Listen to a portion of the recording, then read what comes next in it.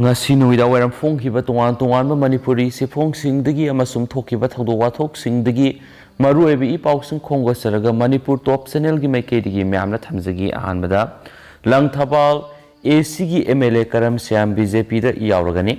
langthabal Assembly constituency gi MLA oiriba Karam Shyam athuba matamda MLA famdagi resign tawraga thasigi nipanda BJP da Yaoragani haina thajaba yaba paw man hairi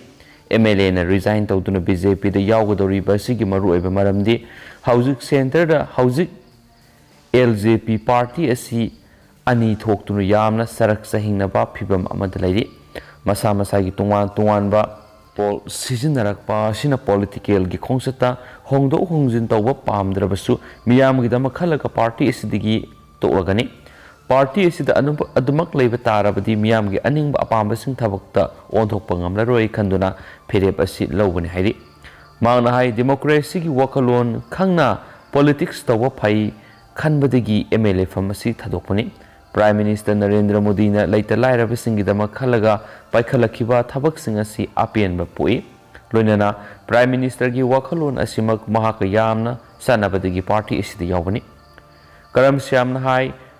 Ram Bilas Paswal na yamna akhang kana semlakhiba LPG asi makhura amadi masanupa ani gi marakta singkhainarakpadagi haujikti party asi masetana khairi amaromda BJP lenga ki fajaraba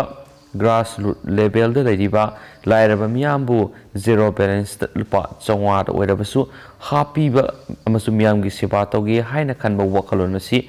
asiga yamna sana ba oibana party asi da yauna ba phirep lobani BJP da yauraga Bharat ki Prime Minister na khanjariba thabak singda mateng pangsinduna lebak miyam gi seba mai pakna tawba ngamgani haiba wakhalon da party asi da yauragani hainasu pausina makhatana phongdorakli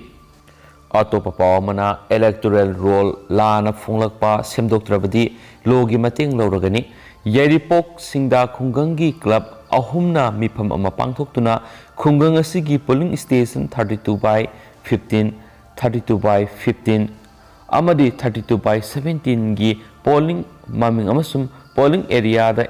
electoral roll lana phonglakpa sigi matangna kupna khannaraba matungda makhagi warep sing asi amato oina club ahumna laukre warep sing adudi Singda Idol Club Youth Progressive Club Singda Modern Club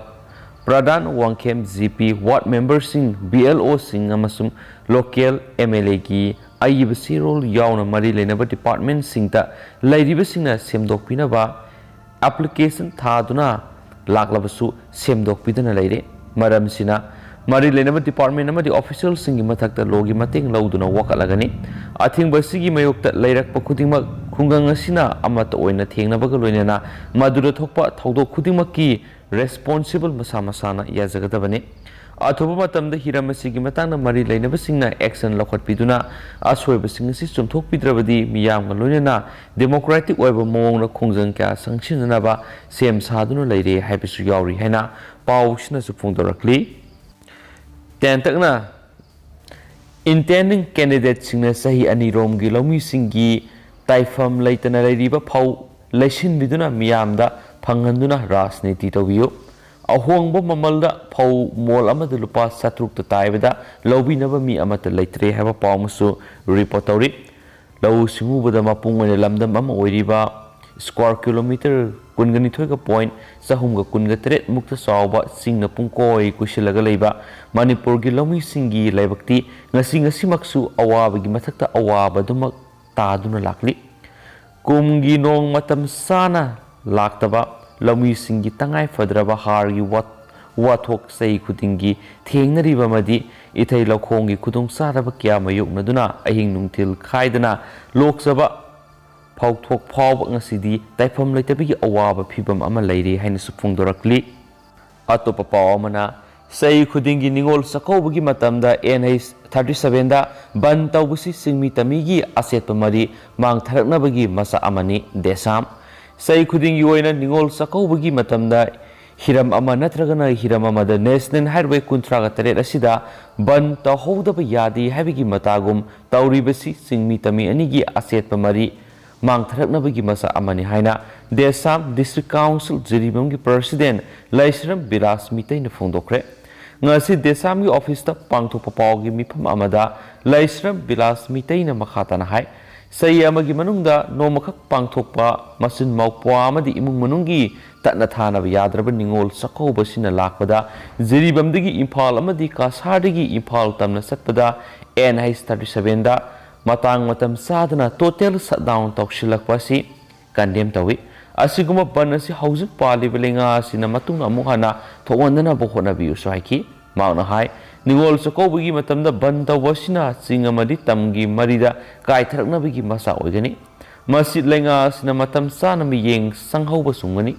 strike tawriba singnasu wakal khantaba sungani hai khianasu pawsina su makhatana fondorli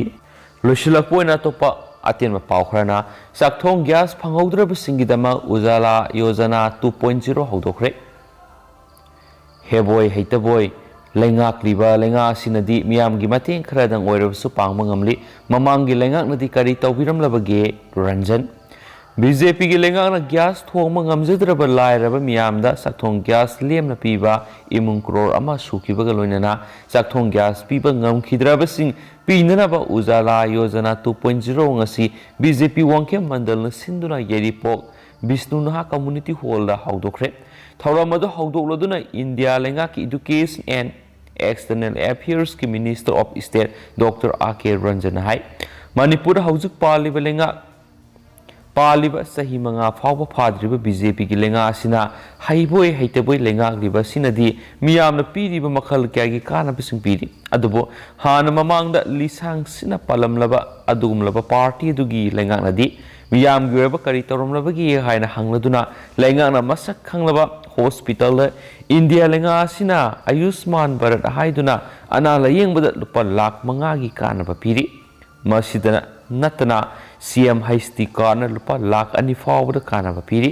BJP gi lenga si lakpadagi miyam gi damak kai hena thogol toba ngamdrabasu lairaba miyam gi damakta kharada oirabasu thogol toba ngamli haujuk mikhal mayasu naksilakle board ki irang kya amasu lakli mangna hai BJP na lenga kwasi sahi mari khara helakle manga farak dore makhatana BJP gi lenga ama thambirabadi makhatana miyam gi thogol toge haina khanjari aduna lakliba mikhal asida BJP na thadorapa party isigi mirep singda board piduna makhatana miyam gi thogol toba pongan binaba appeal tawraduna ai khoina thogol toge khanba thungdaba mafam kya lairi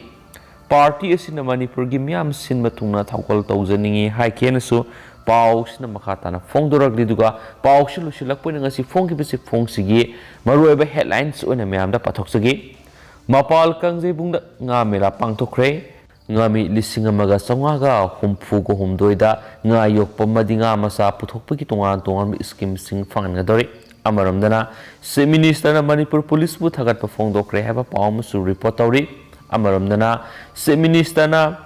SHG singe interaction program pangthokre haba pawm su report tawri amaramdana Tera Ideal Club ta Maukaithel famkre lengak na Maukaithel gi sapsaba mafam pibiu